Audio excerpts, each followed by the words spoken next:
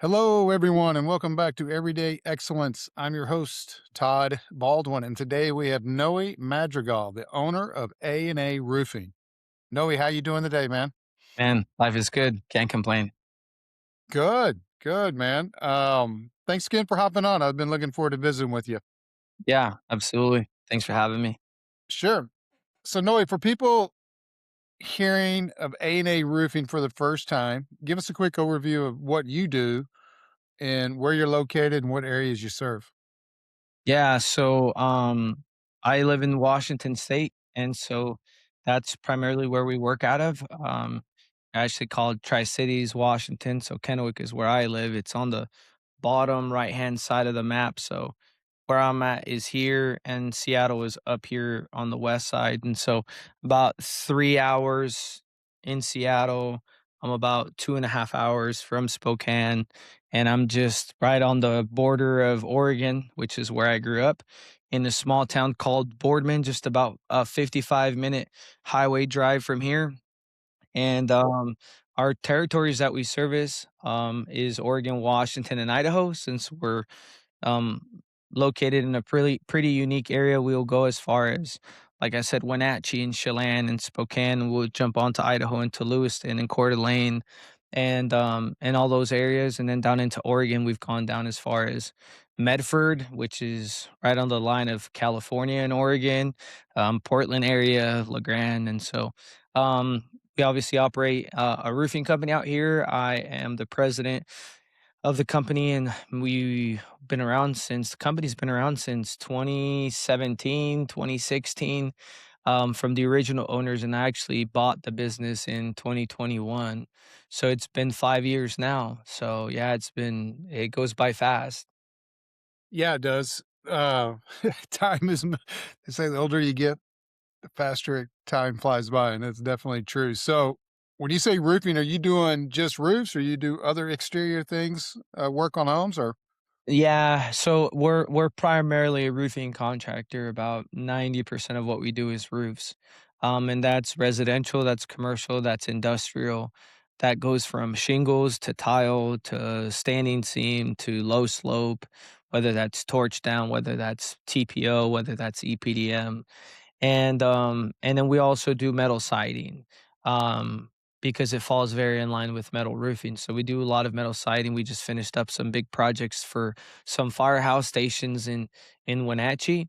But we also do LP siding, and we also do residential siding, and we also do gutters, and we pick and choose those things. So primarily roofing, but if you are one of our customers and you ask for windows or siding or gutters or really anything exterior, we'll do it for you. But we're very selective on those projects because we know what we're good at and we like staying within there.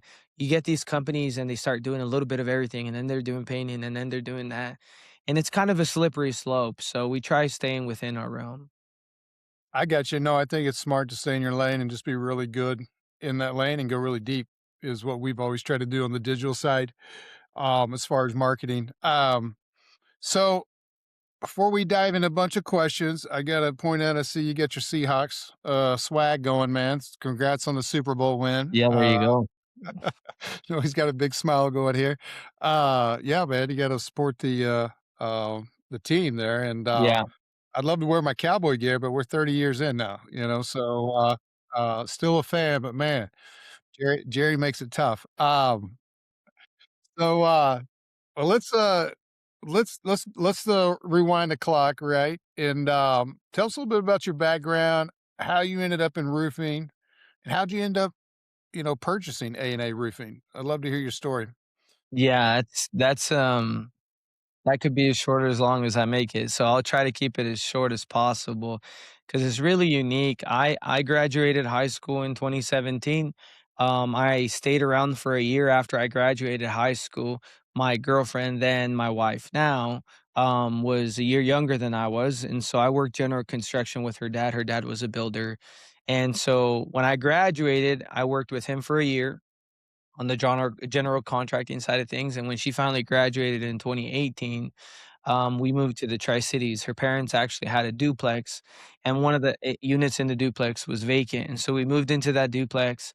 And when I moved in, I thought to myself, well, it probably would make sense to have a job to pay the bills. And so I just kind of, I've always kind of just I'm last minute, I always figure it out as I go. And so I was like, I'll find a job. And so I started selling vacuums. I did that for a month. I was really good at it, but it just was gross in the sense of the business practices and just the people that we targeted were, people on a fixed income. And here I was trying to sell them on a $4,000 system. And I just didn't like it. And so I applied everywhere that I could possibly apply. Didn't matter what it was, it just needed to pay the bills. And so, I went and I interviewed at probably 10, 15 different spots, and to be honest, I don't know those spots that I interviewed at except one, and the reason why is because I just would show up, I just needed a job, it didn't matter what it was, I was willing to work, and one of the spots where I showed up was MacArthur Company, and I interviewed for the inside sales position, and about 3 interviews in, they gave the job to the girl that was interviewing against me, and so I said, "Hey, you know what? Thanks for the opportunity. If something opens up, let me know." And the next day they called me and said, "Hey, we have a loader position available. Would you be interested?" And if you think of a loader position, what do you think of? Offloading and loading trucks, right? Off of a forklift warehouse work. So I was like, man, this can be easy. Well, I show up first day onto the job. They gave me a harness and they gave me a rope and they said, "You're gonna be the guy that actually stacks the bundles of roofing for the roofing contractors." And at the time, I was terrified of heights. And so I was like, okay, whatever. My first two houses that I ever loaded were 12 pitches, 2-story new construction homes. So obviously terrified. And that day I almost quit. But the driver was like, dude, it just so happened to be the worst luck because we get these houses once in a blue moon. And it just so happened that we got these two houses on your first day of the job. And so it gave me enough hope to not quit. And first of all, I had never quit in anything. I never quit in sports. Everything that I did, my dad always told me, if you're going to do something right, do it right, or else don't do it at all. And it's something that echoes in my mind all the time, and it's the same principles that I use in my business as well. And I just did that for 6 months, and so I started literally from the ground, from loading roofs to pulling materials from the warehouse, stacking it on the trucks, delivering out to the site, stacking it on the roofs for the roofers. And then they moved me out of that position into inside sales. They ended up letting go of the girl that they hired over me. And then I moved into inside sales and I did that for about 6 months. And that's where I learned the specs and coverages and pricing and what was good and what wasn't and scheduling and all that. And so I learned that side of the business. So I learned the material side, then I learned the specs and coverages and kind of like the operational side. And then they were moving me into outside sales after that. And my first sales call that I went to was a roofing contractor, trying to get him to buy material from us. So I sit down and I meet with him. And long story short, he gets me to work for him on the contractor side. So then I went from distribution to being a contractor working for a roofing company. And long story short, I was told that I was going to be doing something and I was doing something completely different. I was supposed to be a sales guy and there I was doing payroll tax 941. I was paying sales tax, I was doing payroll, I was doing the estimating, I was doing the invoicing, I was pulling the permits, I was scheduling the crews, I was ordering the material, I was collecting the checks, taking it to the bank, reconciling the bank account. I was doing all of it. And I remember at the time I told my wife, I said, "Hey, you know what? I'm overworked and I'm underpaid. And I could have found a job somewhere else." But my mentality was, well, hey, this is free college. I'm running somebody else's business without it being the liability of being my own. And so why not? I didn't go to college. College wasn't for me. And so I said, this is free college right here. And so I stuck out with it. And I did that for about a year, a little over a year and a few months, I think is what it was.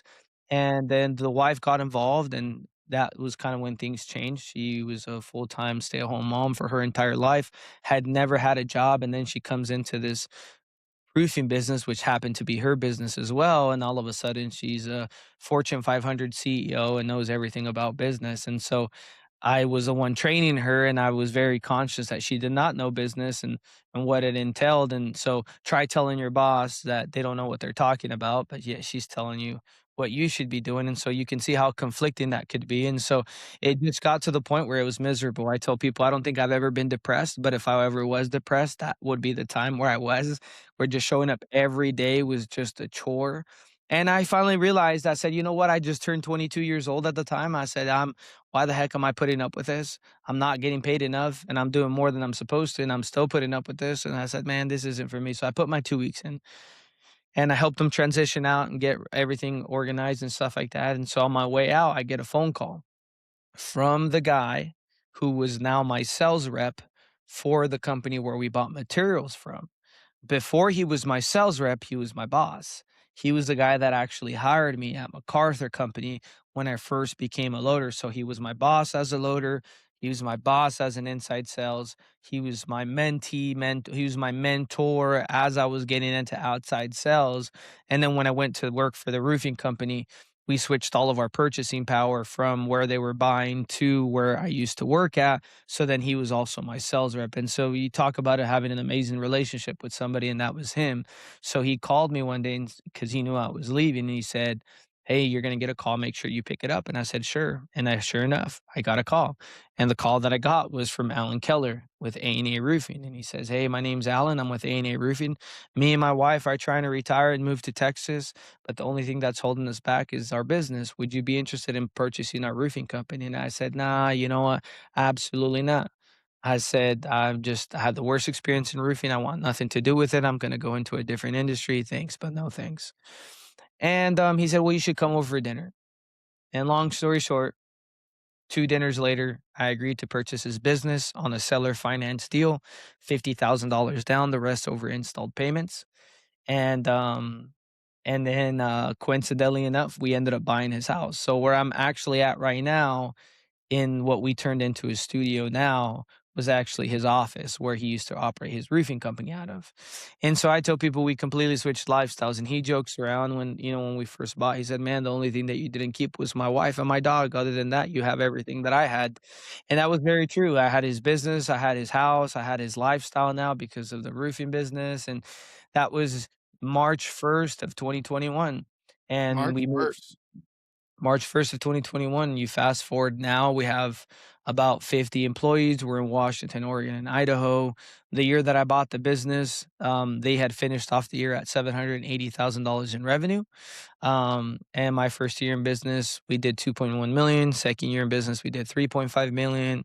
Year three in business, we went back in revenue. We did 2.7 million. That was the year that I almost went out of business. Actually, almost went bankrupt.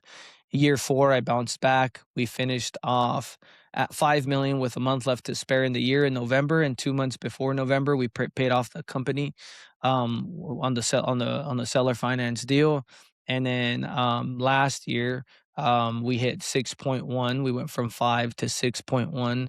And then this year we're on track to do anywhere between 8 and 10.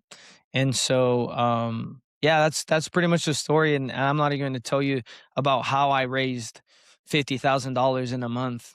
I had $4,000 in my checking account, but that's its own story.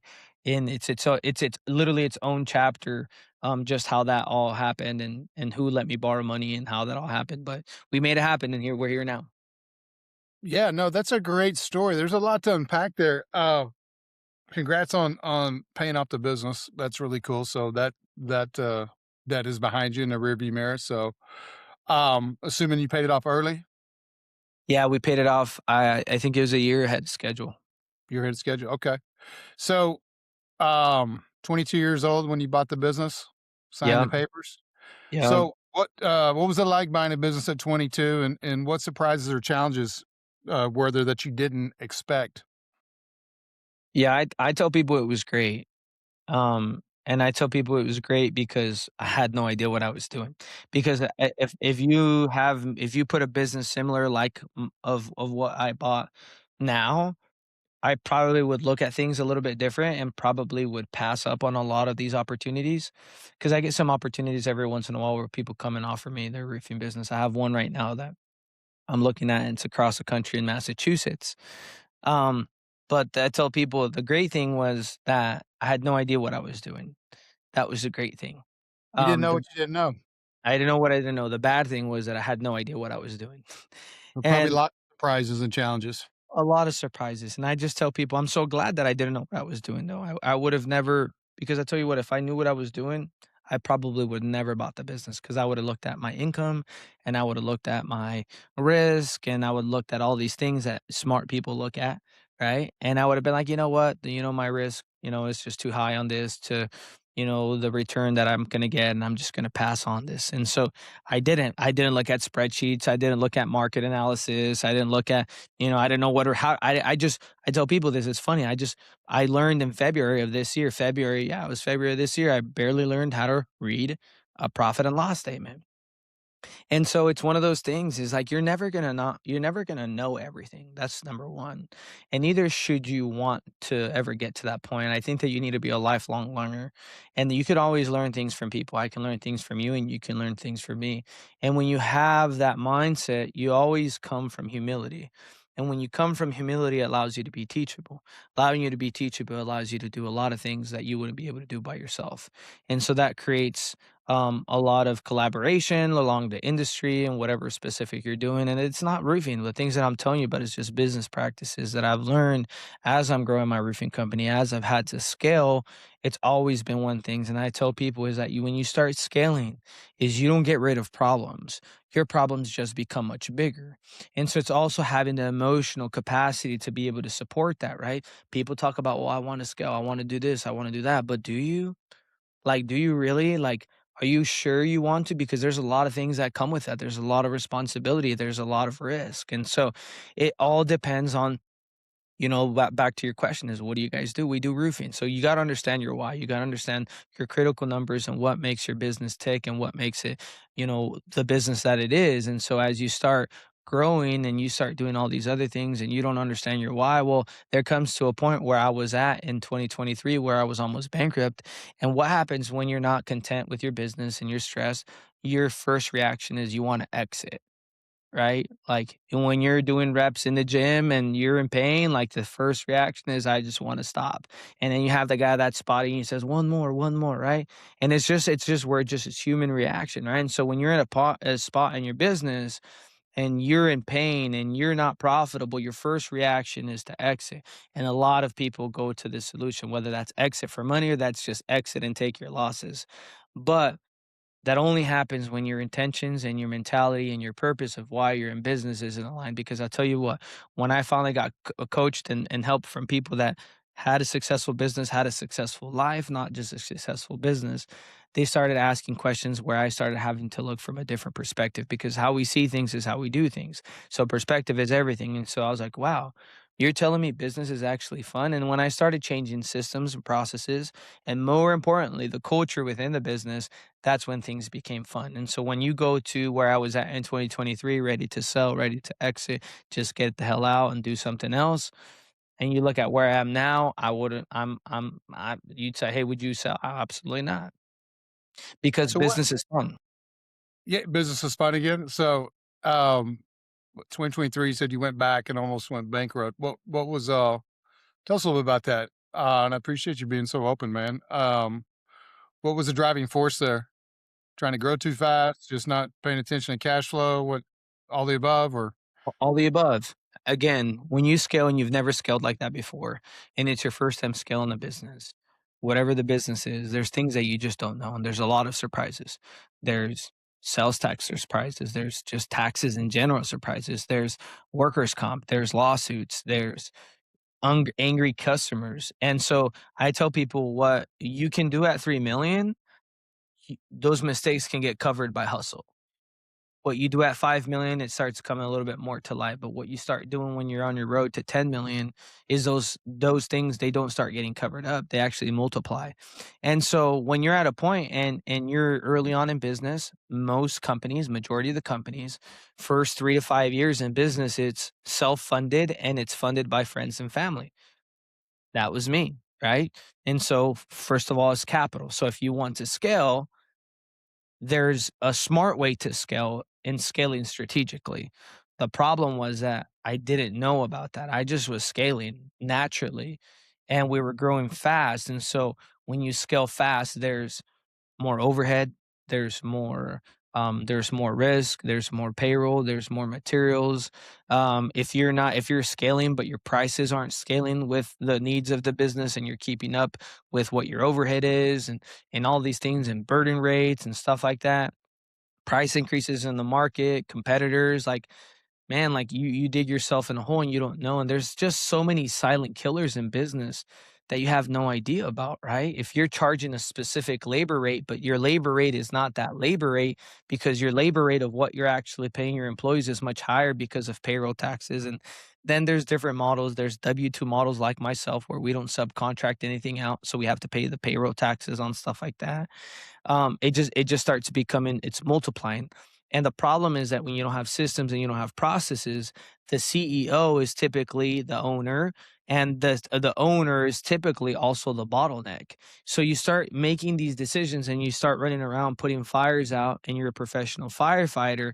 But what you're doing is you're creating people that are dependent on you. And so then all of a sudden you're a bottleneck, and any decision and every decision has to run through you because you didn't grow with structure, both with profitability, and also you didn't grow in a structure where the organization supported the needs of the business as they grew. So, what is this person doing? What happens when this escalates, and who's supposed to? Because if it's you and you're running all over the place, man, it's not sustainable.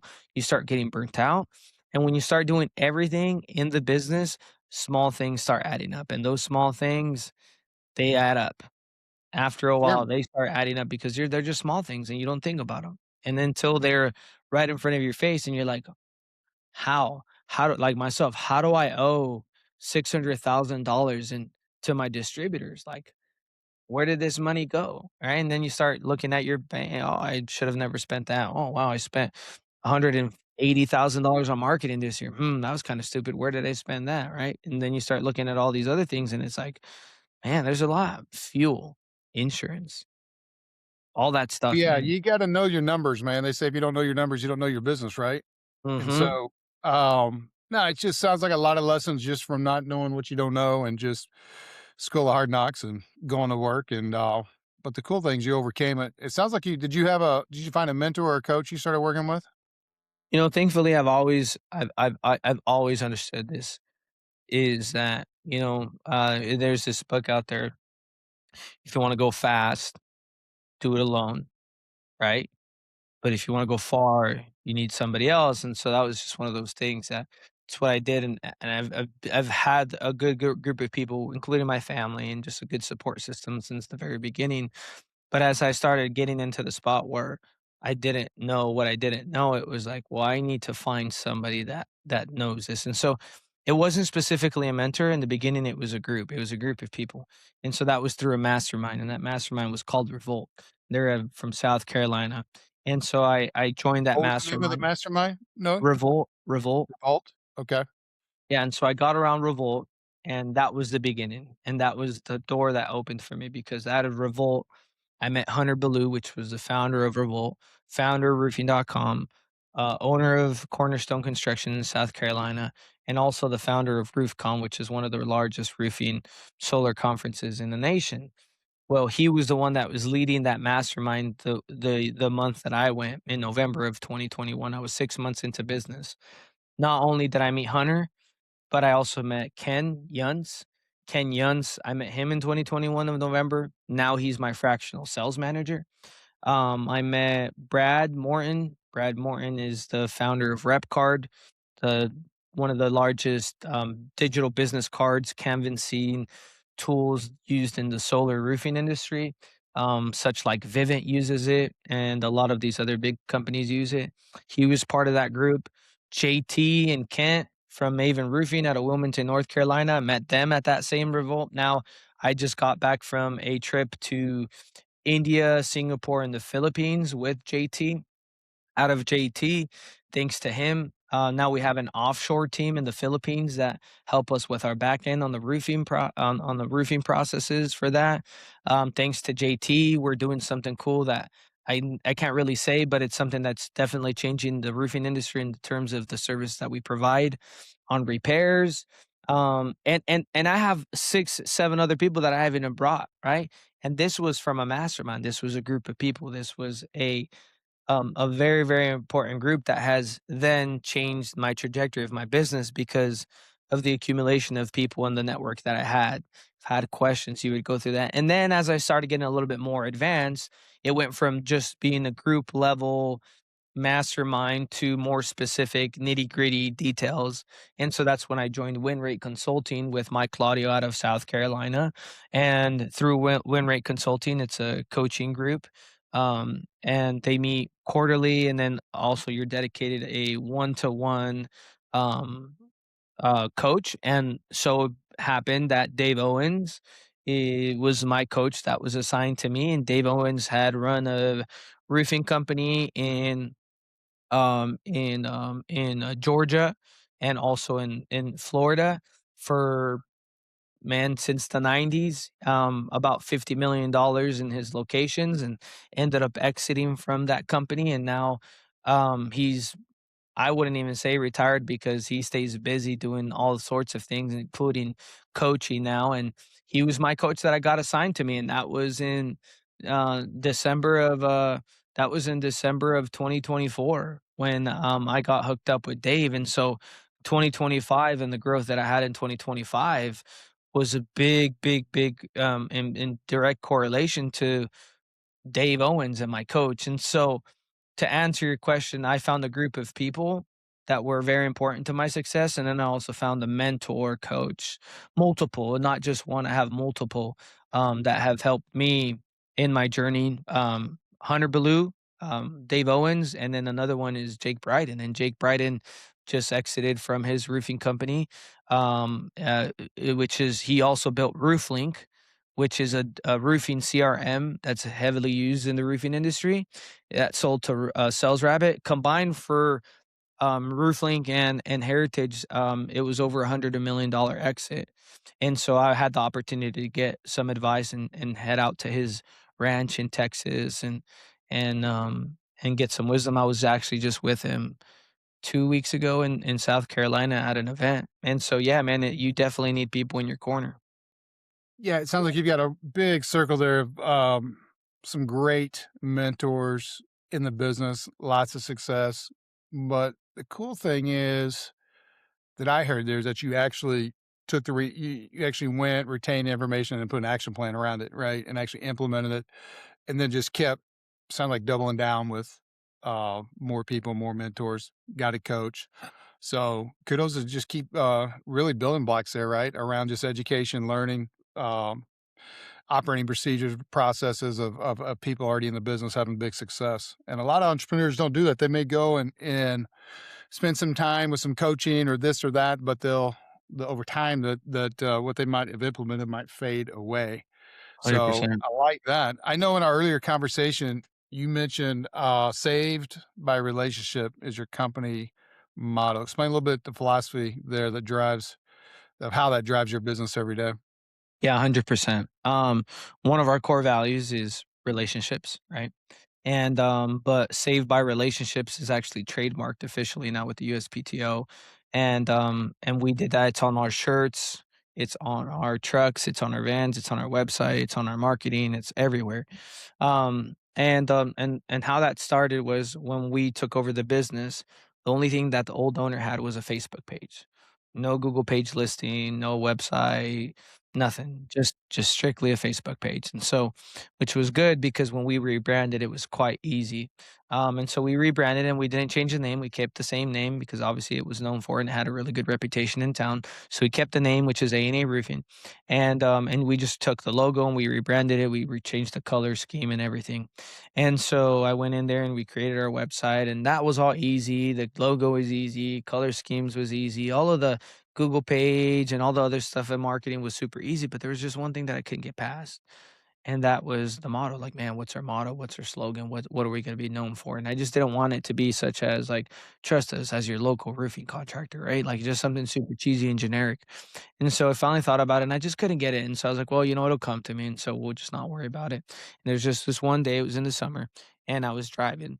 And I was driving down the highway, and I tell people it was golden hour. So it's in the summer, it's around 7 o'clock, 8 o'clock at night. The sun is like right in your face, like you're golden in the face just because it's hitting you. And I just remember just bawling. I was on my way. I was in between Oregon and Washington on my way to visit my parents, I think for the weekend. It was on a Friday. And I remember just bawling, just like uncontrollably bawling, right? Random. And I'm not a big, I don't cry a lot. And so it was, just came. It was just a mixture of emotions. And I remember just grabbing the steering wheel and I just was bawling and bawling and bawling. And I was crying because I was just so overwhelmed with gratitude. My heart was so full, and I just was so grateful because everything up to that point was like, "Man, like, I don't deserve this." I'm so grateful. I have a great team, I have great customers, I have great people, I have great family, like, how did I get so lucky? And it made me think, like, how did this all start? And it all started because of that phone call that I mentioned in the beginning of the call. That one guy that said, "You're gonna get a call, make sure you pick it up." And I picked it up, and that was Alan calling to sell me his business. But my question is, why did he call me? I only talked to that guy once in my entire lifetime, and that was when he called me. So why did he call me? Out of everybody that he knew, why did he call this punk 22-year-old kid that who knows on a seller finance deal? That's pretty risky. What if I defaulted? What if I didn't pay him back? Well, he had a book of business of business owners, friends, colleagues, people in his BNI group that would have bought the business in a heartbeat. So why me, right? And so it was because of that relationship that I had with Dan. Whatever Dan told Alan made Alan reach out to me. And when he reached out to me, that's when we bought the business. And so I tell people success is where preparedness and opportunity meet. And I was saved by a relationship, one relationship, and that was Dan, giving him my name so that he could call me. And so then I said, you know what? That's our logo, saved by relationships. Because at the time, and still today, the majority of our business that was coming through was previous customers and referrals. That was it. Today, as we speak, 7 out of 10 of our customers are previous customers or referrals. So 70% of our business comes from previous customers and referrals. And out of that 70%, 50 of those seven, so three or four of those seven, come from builders, property managers, and realtors. And so we have a good niche in this industry and in our market and in our region, but it's because of our relationships and it's something that's at our storefront. And do we mess up? Yes. But do we make it right? 100%. I tell people I sleep so good at night, every night, knowing that I don't owe anybody any money or that I've ever burnt anybody or I didn't ever fix something that we did incorrectly. Now, you might go, hey, I didn't have the best experience with A&A Roofing, but you will never be able to say that we didn't make it right. And that's one of those things that's one of our relationships and the definition to relationships because your definition and my definition of relationships could be different, but the definition for our core values in relationships is value and foster long-term relationships. We're in it for the long run. We're not here short term. Sure. Now you can't, there's nothing better than relationships, right? And being able to piggyback off of that. Not only be able to get good referrals, but also give referrals out, right? I like to give. I feel like the more you give, the more you receive, right? And so it's funny how that works in life. Let's talk a little bit about marketing and lead generation. When you first took over the company, you said it didn't have a digital presence, like no website, which is crazy to think. And that was just 5 years ago. So what steps did you take to start changing that and attracting more leads from Google, Facebook, these digital properties that are out there that we know everybody's on? Yeah, yeah, and again, it was just like in the beginning, I made a lot of mistakes, and so I paid the dummy tax, is what people say for sure. Like for sure, I paid dummy tax because in the beginning, I thought to myself, well, if I get a really badass website and I pay a lot of money, I'm going to be the number one roofing contractor in the region because I have a really good website. And the reality was, it wasn't that, right? And so it's long term, and so a lot of the Sure. time, as we come into business, we see these things that are short term, that says sell, that says discount, and we start doing those things to attract business. But what we're not realizing is we're ruining and hurting our brand because we start automatically getting labeled as a discount contractor. Never discount, always add value. And those are one of those things that I paid the dummy tax on. And so I went to 2 to 3 different websites because I just thought that the websites that I had weren't good enough. So I paid a lot of money there. And then we started doing a lot of like these golf courses that call you, hey, you get 10,000 rounds. We have 10,000 rounds a year, and you'll be on the bench on hole number 5. But I can't tell you the last time that I actually got a phone call from somebody that says, "Hey, I got your number from hole number 5. I want you to do my roof," right? And these Sure. all are things that we consider branding. And so when people say, like, and one of the things that we track lead sources, but we're not so dependent on lead sources because lead sources lie. You might call me and say, "Hey, I saw you on Google." But did you? Or was it years of you seeing my truck around, hearing our radio, seeing us at these community events, and then you finally thought of us, so you went on Google and searched us up, and now you're calling us. You're saying you found us on Google, but reality, it's been a long term of the brand and and what we've been building for years. And what people don't understand is that there's a lot of things that are long term that you don't see results right now that will give you the results in the long term. And yeah, there's a lot of things that you could do that will give you results immediately, such as PPC and LSA. And so I wish I just would have known this in the beginning because we probably would have positioned ourselves differently, saved a lot of money, saved a lot of time, and then just put more money where it was the biggest ROI. And so there's a lot of marketing companies out here, and there's people that reach out on Facebook and on LinkedIn every single day. So I think one of the biggest things in vetting somebody is just understanding is getting resources, referrals, and then just obviously asking them for customer testimonies because we've also worked with marketing companies that were a complete waste of time. One specifically, I spent $16,000 on PPC and I got zero, zero leads from. I spent 16. I have the dashboard. Trust me, I remember it was a very painful moment in my business. I paid How long six, was that over? How many months was that over? 1 month. 1 month, That was that 16,000 in what spent from Google, and you got 0 leads? 16,000 on PPC. Yeah, I hate to hear that. That's, I think we talked a little bit about this. The digital marketing agency world that I'm in, our industry is really has developed a bad name or reputation, the industry over time, but because of tactics like that, there's no reason, A, to even spend $16,000 your first month out of the gate with PPC. Those campaigns need to ramp up. You need to get data, make decisions based off data, and as you're optimizing the campaign. But there's just a lot of bad marketers, and they promise the moon, right? They way overpromise, underdeliver, knowing they're not going to deliver what they're saying. But if they can get a 3 month contract or um, 6 months or 4 months, and just throw some money at the wall, or throw it up there and see what sticks on the wall, right? That's how they operate, and so every I've never not talked to a successful business owner, I'll put it this way, that has not had multiple bad experiences with agencies. So I hate to hear that you say that. Another thing that was interesting, yeah, you're right. People say, "Hey, I found you on Google," but how did they find you? Because and there's ways to track that interaction, right? I don't know if you've experienced it with agencies, but if they just go in and type your name, right, in the Google because they've seen your branding, right, and they fill out a web form, there's ways to track that as direct traffic, right? Knowing that, hey, that came from direct, so it was probably from some branding, meaning they saw my truck, they saw my maybe they saw you on hole 5. No, but they typed it in versus knowing without a shadow of doubt that came from Google Ads or that came from organic, right? Or that came from Facebook. So conversion tracking is huge in our world because at the end of the day, ROI is still going to be the key determining factor. If you're able to have a client for long term and really build a relationship where you're now their digital marketing partner with their business. So interesting there. Sounds like some pain points with conversion tracking.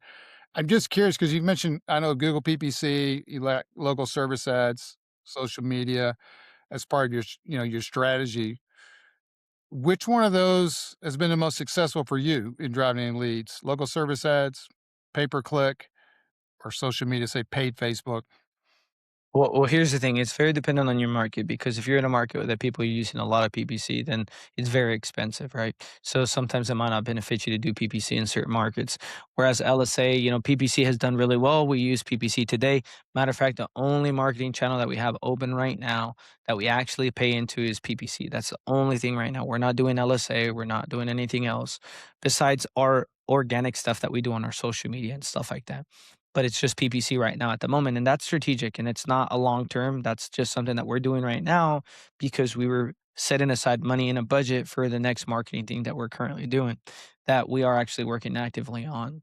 But to answer your specific question about what I've seen the most thing is, you got to ask yourself this question is what's the long term game? Because the plan changes based off of what your plan is. If you're planning around to have this a legacy business and you're around 10 to 15 years, then it's a totally different marketing strategy than a company that's trying to come into the market and dominate in 5 years and exit, right? So completely different. My experience is for those companies that are in it for the long run, that are not here just for 2 to 5 years, that are trying to, scale their business, whether that's 8 years, 10 years, 15 years, or who knows, this is a legacy business that you pass down to your kids. At any point during that time, you could still exit, but most people, at this point, I mean, they're scaling their business, their long-term business with the idea that down the road, eventually they will exit. There comes a point. Everybody will exit, whether that's naturally, right?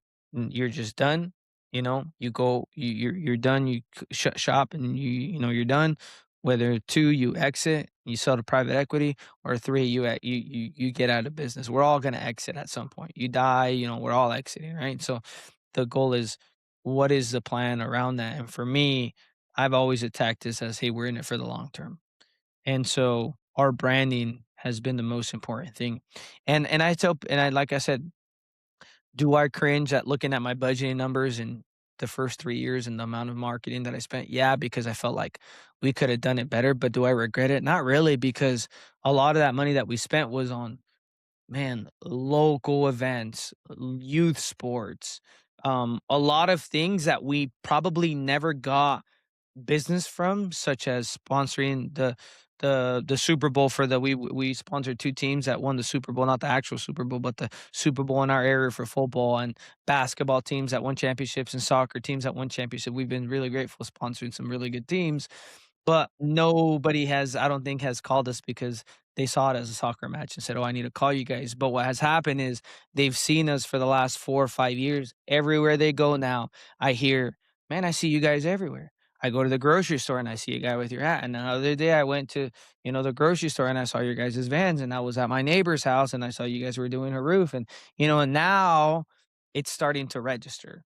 And so branding, I might not say, hey, maybe we didn't get much business in year 2 or 3, but man, it is really working right now. Yeah, no, branding's always be branding, right? I need to get some new swag as we speak,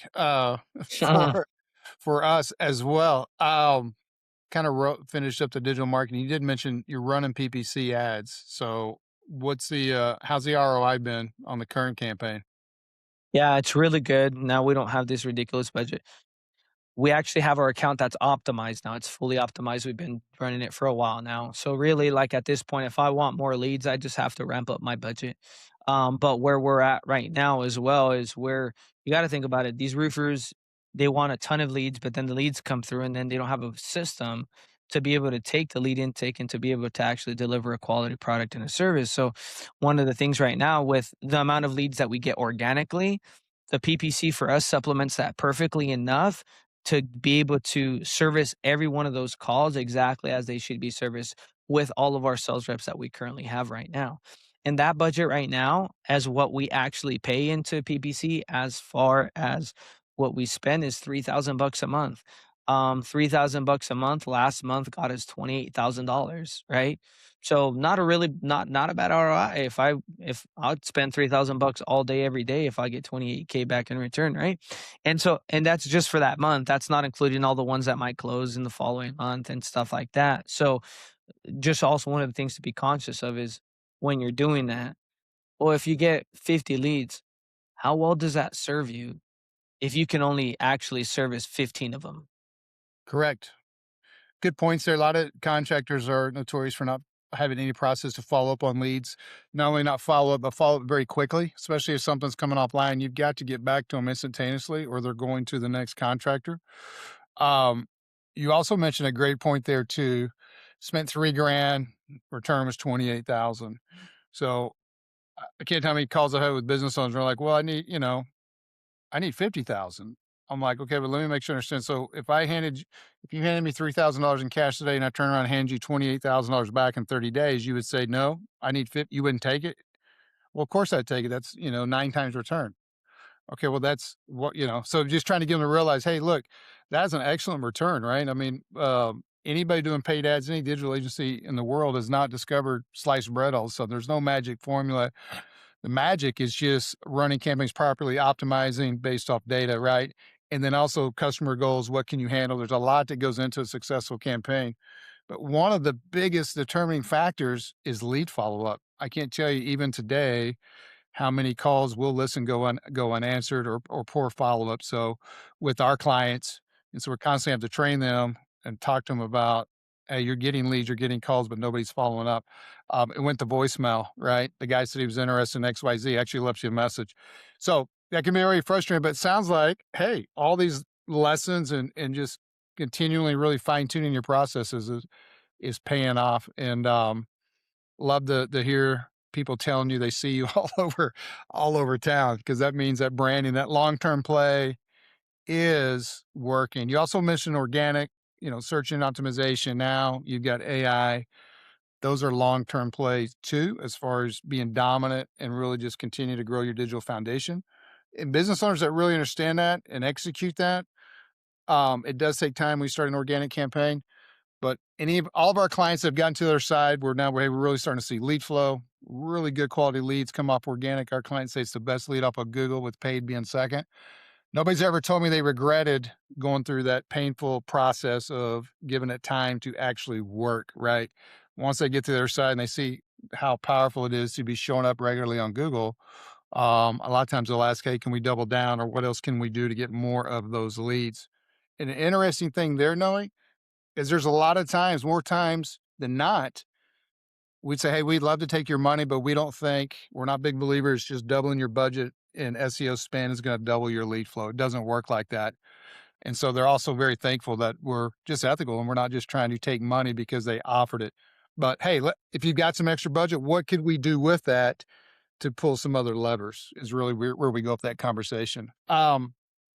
Great stuff there, man.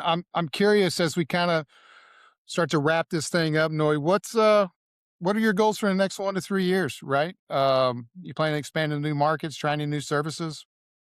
Yeah, yeah, for sure. This year, going into this year, the word was peace of mind, right?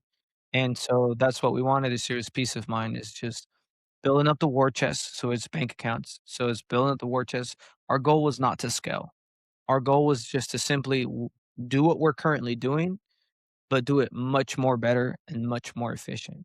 So that's tightening processes, systems, and getting everything fine tuned so that when we decide to turn up next year, all of the processes that we have, we've looked at them, we've reworked them, we've kept on optimizing everything in every area of business, our sales, our marketing, our operations, our finance, every area that has needed business, we've been going in there and doing oil changes on it because when you don't do that, like I didn't do, and you just scale, it's you don't have a solid sound foundation, it's very risky, and chances are you're probably gonna lose more than you're gonna win in those scenarios, and so we're at the point where we wanted to really solidify our bank account and our processes so that when we take the next step, which is next year is getting into a different market, we're ready, we have the money, and it's not stressful, it's peaceful. You know whose job it is to do what, because the way that we've been growing in the last 5 years, it's been stressful every simple way.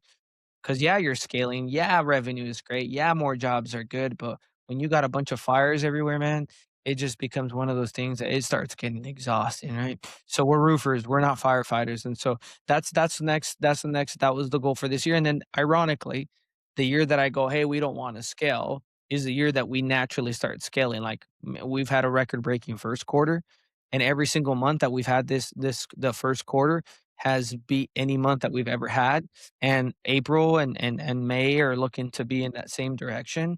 We just landed a $1 million project. Um, we get the deposit for that Thursday, $550,000. I've been checking the tracking thing on that every single day. You better believe I have. Sure. And then over the next 2 years, man, it's growing, strategically. So, by 2030, we'd love to be a $15 million company. No, that's 5 years growth.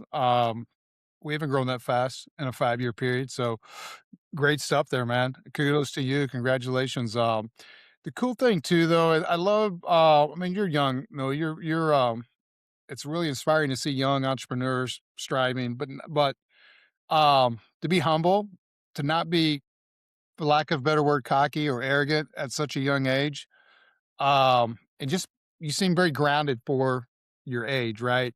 And one thing I caught there too, man, it's not about, for me anyway, one thing I've learned and experienced 20 years in business, it's not about the top line revenue. It hasn't been about that for me in a long, long time. Yes, we want to grow and you want to have a nice top line revenue, but it's all about the bottom line. You know, who cares if you did $1 billion, but you only made 10 Mhm. bucks, I mean, that just means you had a billion worth of stresses for no gain. I mean, we're in business for profit, right? I mean, that is what we do.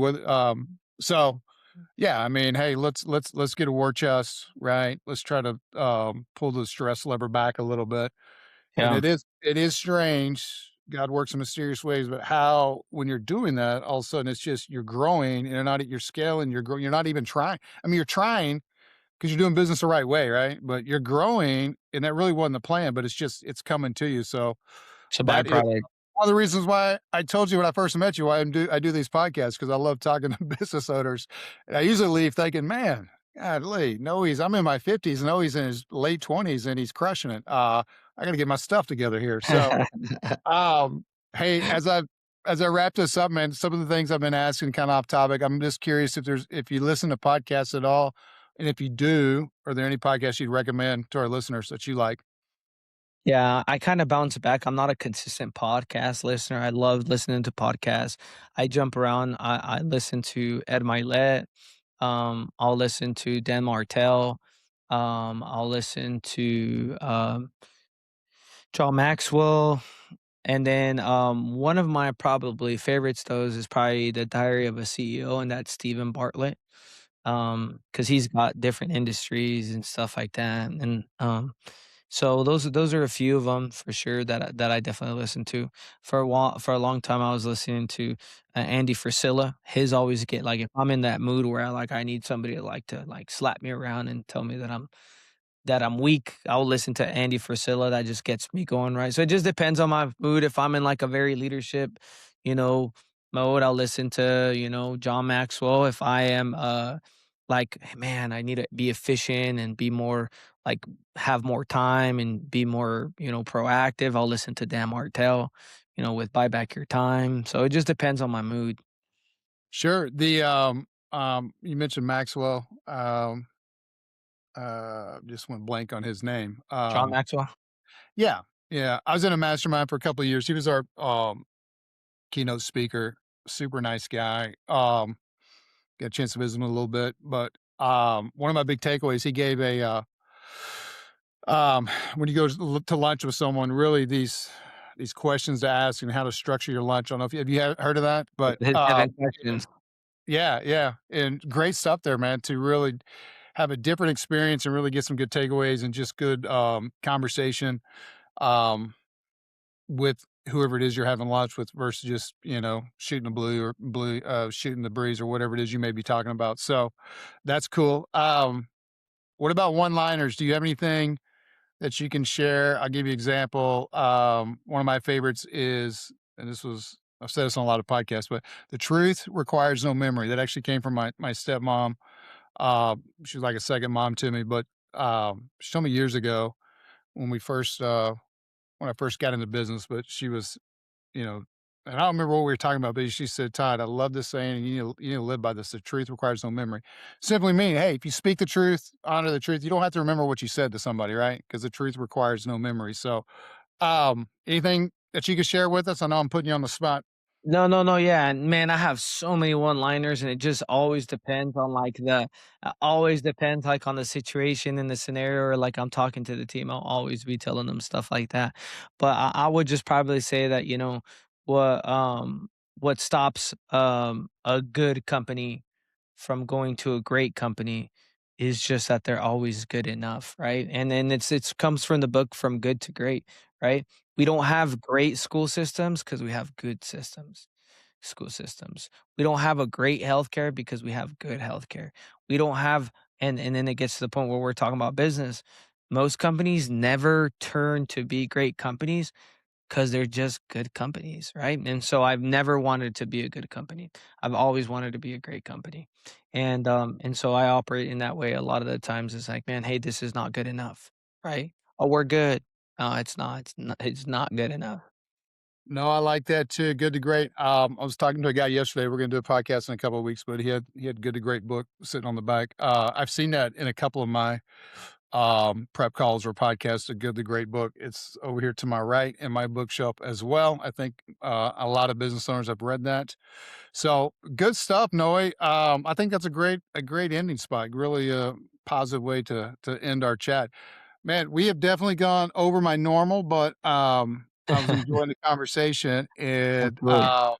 you have a lot of good feedback, right? And again, for someone so young, and I don't mean that negative, but you don't see that a lot. It's refreshing, Right. right? To talk to somebody having success, but it doesn't sound like the success has gone to their head and they realize, "Hey, we've got a long way to still go, to become that great company." So thanks for being on the show. For our listeners who would like to get in touch with A&A Roofing, how can they find you? Yeah, social media, my Instagram handle is my last name, Madrigal. So it's Madrigal_Noe, Noe. And so very active. We get about millions of views across all platforms every month on my socials. So definitely check us out. And what about the website URL? So it's aandaroof.com, AANDAROOF.com. Cool. All right. So thanks again for being on the show. For any of our listeners that would love to chat with me about digital marketing, you can always find me on LinkedIn at Todd Baldwin, Everyday Media Group, or everydaymediagroup.com. Noe, thanks again, man. Let's keep in touch. Appreciate Awesome. the show and enjoy the rest of your week. Awesome. Thank you. You too. You bet.